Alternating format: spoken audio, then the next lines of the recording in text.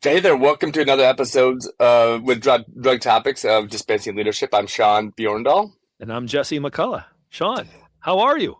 I'm good. I'm good.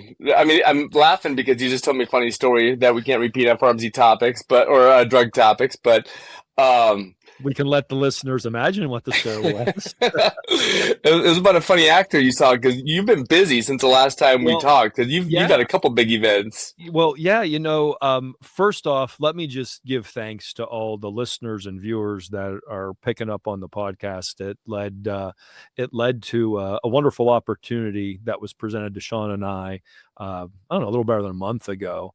It was since the last time we sat down to record, but it was to host the Total Pharmacy Solutions Summit that Drug Topics puts on quarterly. And Shawn, I know you weren't able to make that, but I was able to be there, and it was just really a neat event opportunity to get together on a Saturday to learn some new things and be exposed to some new perspectives and technologies and all those different things. It was just really a wonderful day, and I want to thank the folks at Drug Topics for thinking of us to host that event. I think it's appropriate that we let the listeners know that the next Total Pharmacy Solution Summit for the summer of 2026 is coming up on June 6th, and that runs from 9 to 3 Eastern time. But just want to call your attention to that. The theme for the June summit is policy, people, and profitability, thriving through the 2026 reform era. And can't encourage you enough to make time, even if you can't be there for the whole thing. Check out the parts of it that you can. If policy, people, or profitability have any interest to you, yeah, check that out. So that was the first thing, Shawn, and then about a week and a half, I guess 2 weeks ago now, I was out at the APHA annual meeting. How'd that go? That went well. I had two sessions at that event, and topics were very much on leadership from a generational perspective. When we take into consideration just the right now we have four different generations serving in the workforce. You got baby boomers, you got Gen Xers, you've got millennials, and now you have Gen Z coming into the workforce, and those generations are different. And Yeah, have the opportunity to share for sure. share with our colleagues on that, and then I did a separate session just on working with Generation Z. So it was really a neat time. Well attended conference. Got to see some old friends. Got to make some new friends, and I kind of evaluate the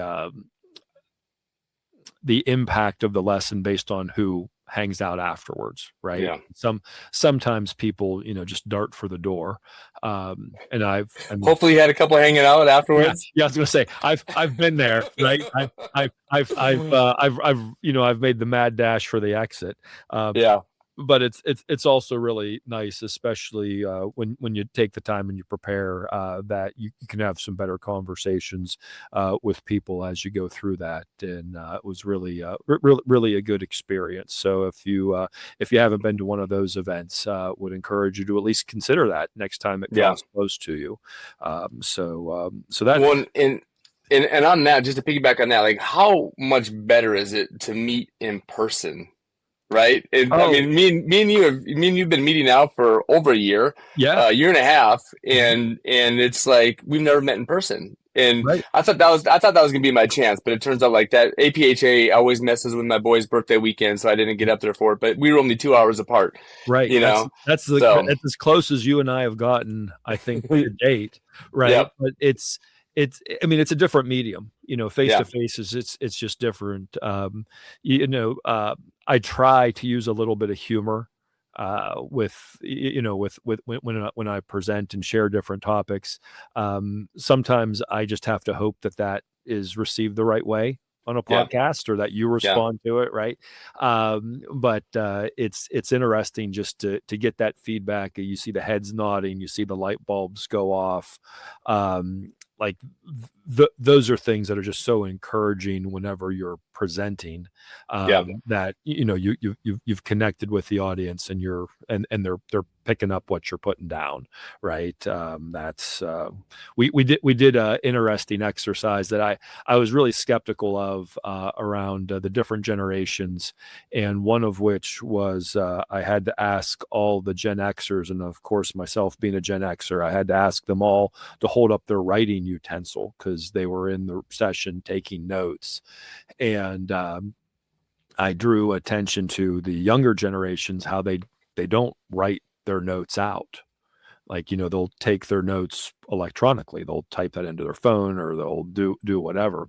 And the joke is not only does Gen X come with a pen to take the notes, but they also come with the backup pen in case the first one fails.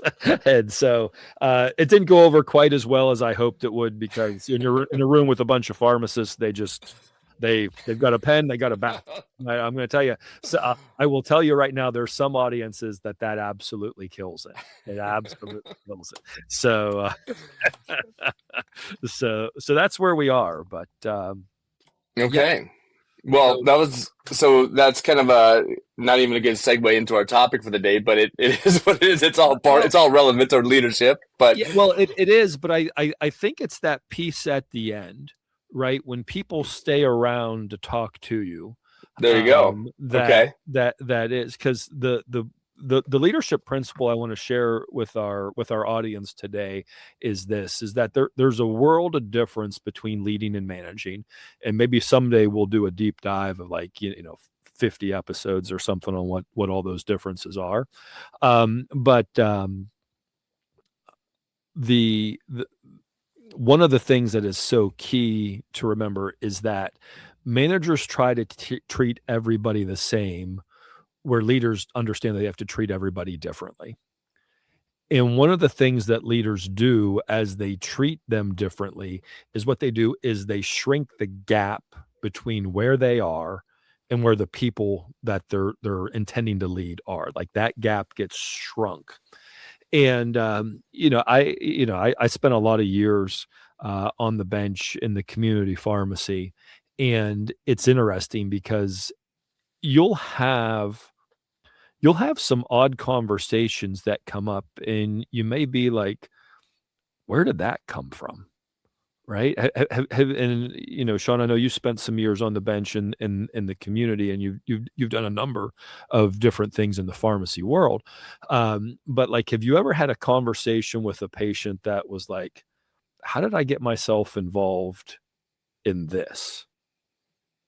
Have you ever had one of those odd Yeah. conversations? Oh, definitely. Yeah, absolutely. Like, not related to medications at all, but it's Yeah. like there's something that happens, and all of a sudden you find yourself in this scenario. Well, I had someone come up to me and say, Jess, I just had this really weird conversation. It was actually a message that came through and was asking a very odd question. And it was like, why on earth would they ask this of me? And to give a little more, not to be completely cryptic with it, but it's a complex situation. But somebody was asking about, where do you think I could find housing and shelter, right? And, like, what, like, Yeah. whenever I think I don't know that I think that, oh, I should ask my community pharmacist where I could find Yeah. housing and shelter, right? That's not the first thing that would come to mind, right? No. And the question was, why are they asking me this? And I said, well, I think it's quite obvious. It's because you shrink the gap. Yeah. And there was sort of a puzzled look that came back, like, well, what do you mean by that? And uh, that's what leaders do. They shrink the gap from where they are to where the people they're intending to lead are. And I got to thinking about just how the pharmacy layouts have changed over the course of my career. Now, I'm old enough that I worked with people who at least claimed that we were not too far removed from using typewriters in the pharmacy. Okay. Now, I never used a typewriter in the pharmacy, thank goodness, because I make a lot of mistakes typing. But at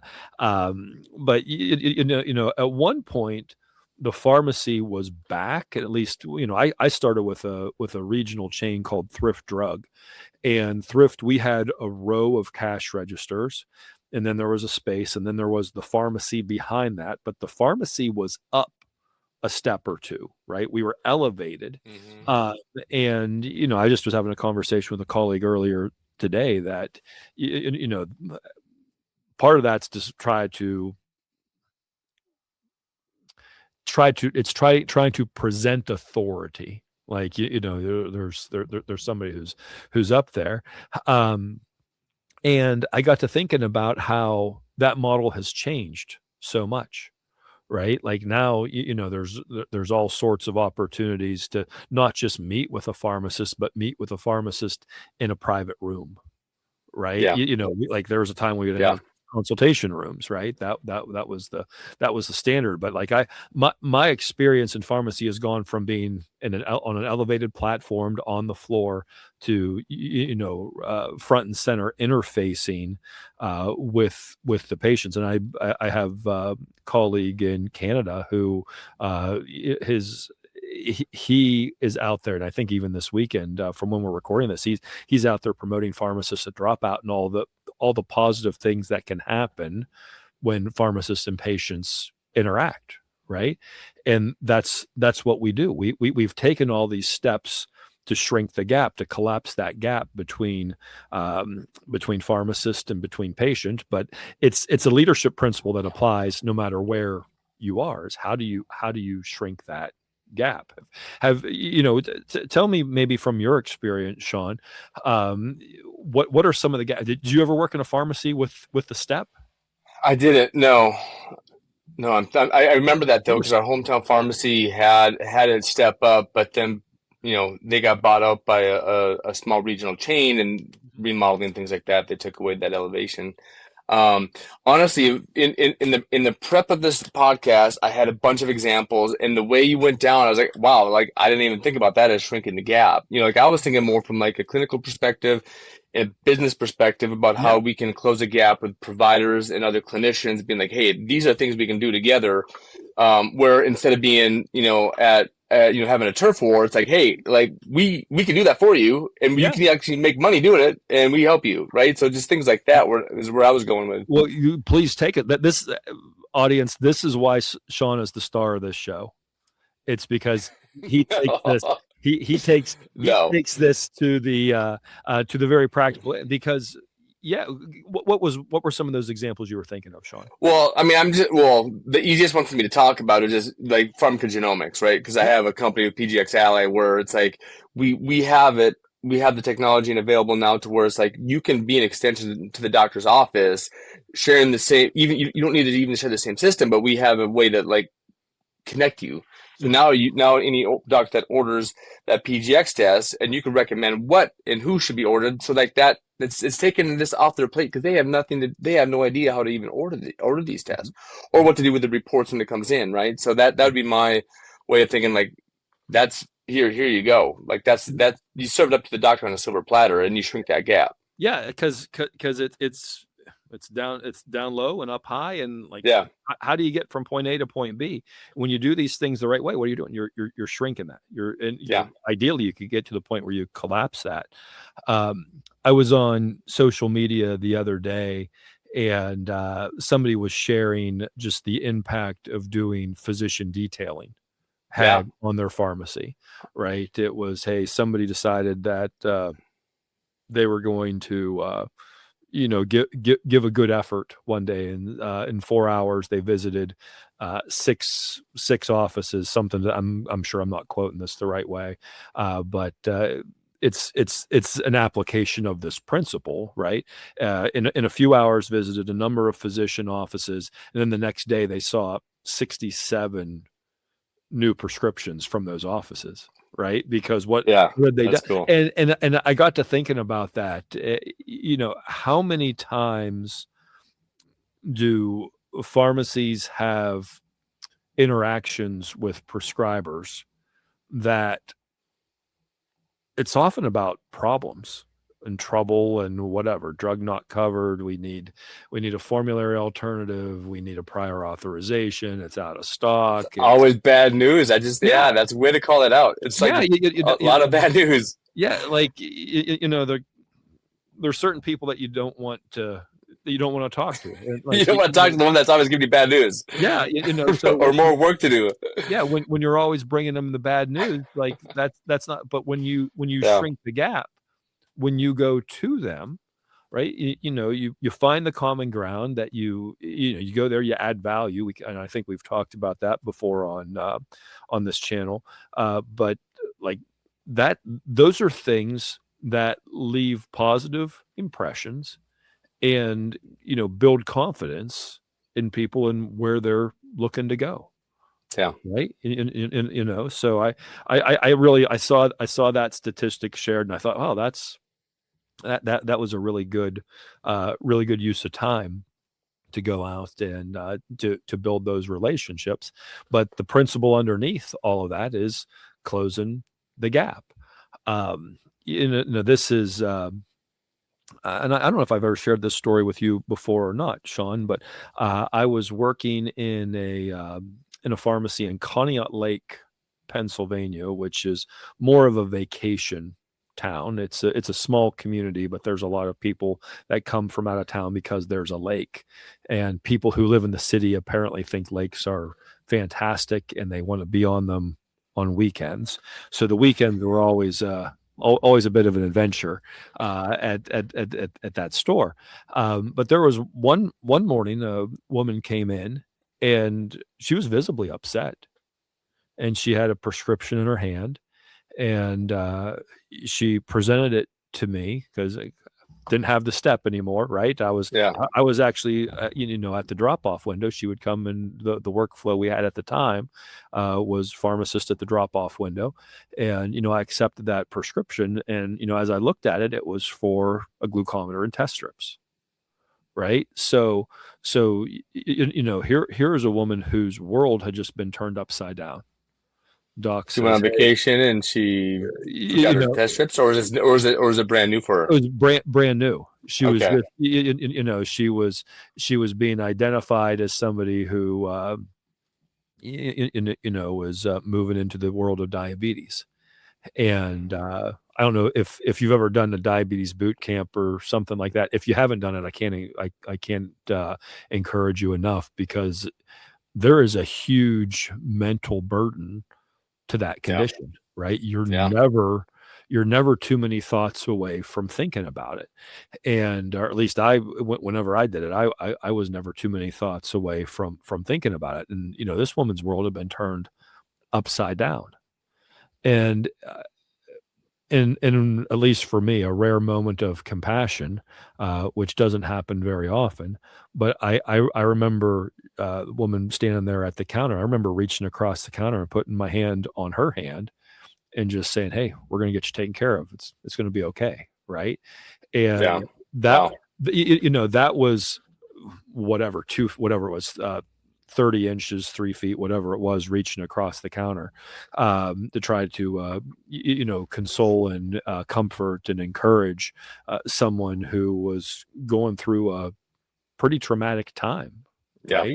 Right. But what was that all about? It was about shrinking the gap, and a little thing like that made that woman a customer for life. Like to have, and I know that we have a lot of listeners out there that know exactly what I'm talking about. And that's their standard. I will tell you, for some of us, that's not the standard. Yeah. But like that was something at the time. Like it was. I recognized that was the appropriate, or I felt that was the appropriate thing to do.